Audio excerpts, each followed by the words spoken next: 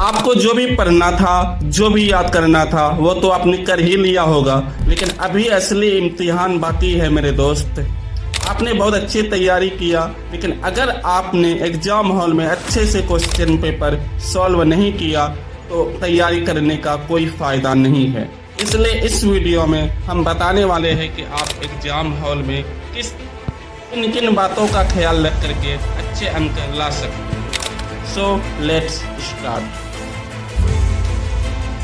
जैसे ही आपको question paper मिलता है, आप या तो बहुत खुश हो जाते हैं या हताश हो जाते हैं।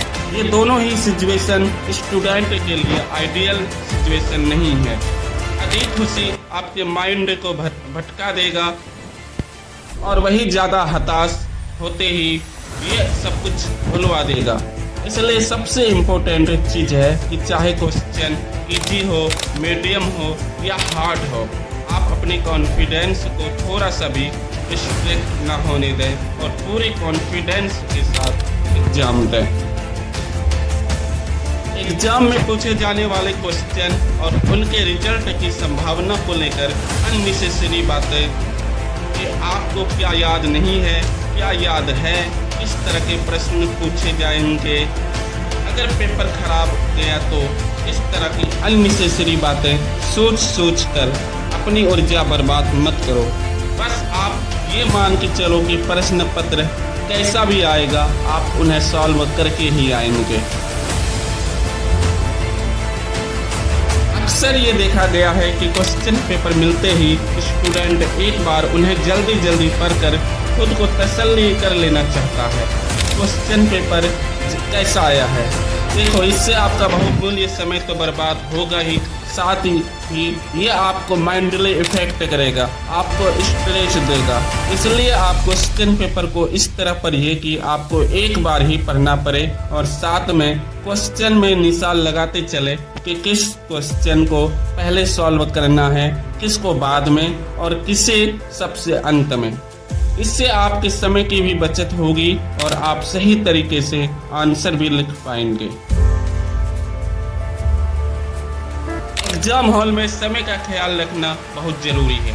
इसलिए क्वेश्चन पेपर पढ़ने के बाद आप इस बात का अनुमान जरूर लगा लें कि आपको किस क्वेश्चन को कितना समय देना है।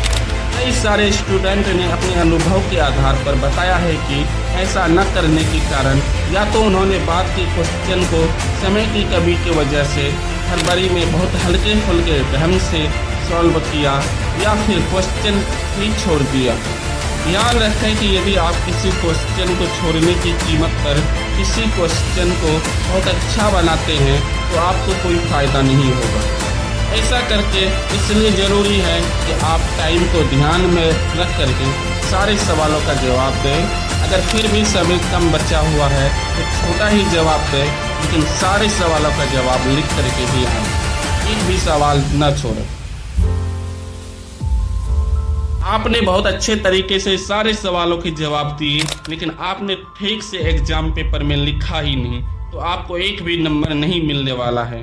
काफ़ी स्टूडेंट ये गलती करते हैं, अपनी कॉपी में जवाब तो बहुत अच्छे देते हैं, लेकिन लिखावट गंदी होती है, उल्टे सीधे लेटर होते हैं, कुछ गलत होने पे उन्हें पूरा कवर कर देते हैं। इससे एग्जामिनर पर अपोजिट प्रभाव पड़ता है, जिससे हो सकता है कि वो आपको सही लिखने पर भी कम नंबर दे। इसलिए जब आप लिखें तो आपकी कॉपी ज़्यादा से ज़्यादा साफ सुथरी हो, आपकी लिखावट ऐसी हो कि एग्जामिनर आसानी से पढ़ पाए। लिखते समय पैराग्राफ बदले जितना ज़रूरी हो अपने हिसाब से।